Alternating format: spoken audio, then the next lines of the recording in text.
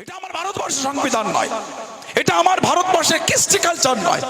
কিন্তু যদি সেই বাসওয়ালা নিজের স্বইচ্ছায় খুলে থাকেন, সেই ভিডিওটা গেলে হিন্দু মুসলমানের মধ্যে দাঙ্গা লাগাবার জন্য মিসগাইড যারা করছে, তাদের করে ঘৃণা জানাচ্ছে, তাদের মানসিকতায় ধিৎকার জানাচ্ছে, তাদের মুখে থুতু ছিটাচ্ছে। আমরা প্রত্যেকের স্বাধীনতা আছে, যে যা ধর্মীয় স্লোগান দেবে, কেন দেবে না? একে অপরের ধর্মীয় স্লোগানে ভয় খাবার কিচ্ছু নয়। তাদের ধর্মীয় স্লোগান অবশ্যই তারা দেবেন, কেন দেবেন না? এতে আমাদের ওয়েলকাম, সাধুবাদ জানানো উচিত আমি মনে করি। কেন ভয় করবো আমরা? কিন্তু দুঃখ তো লাগে যখন আমরা ইউপিতে দেখি মসজিদে মিনারে উঠে ঝান্ডা বাঁধে অন্য ধর্মের, এটা খুব ঘৃণা লাগে।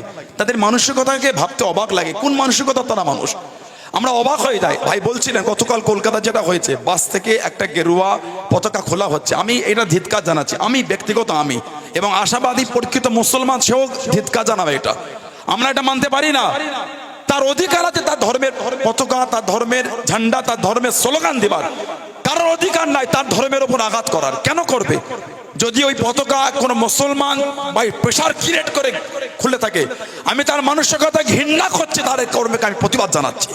এটা আমার ভারতবর্ষের সংবিধান নয়, এটা আমার ভারতবর্ষের কৃষ্টি কালচার নয়। কিন্তু যদি সেই বাসওয়ালা নিজের স্বইচ্ছায় খুলে থাকেন, সেই ভিডিওটা গেলে হিন্দু মুসলমানের মধ্যে দাঙ্গা লাগাবার জন্য মিসগাইড যারা করছে, তাদের করে ঘৃণা জানাচ্ছে, তাদের মানসিকতায় ধিৎকার জানাচ্ছে, তাদের মুখে থুতু ছিটাচ্ছে। আমরা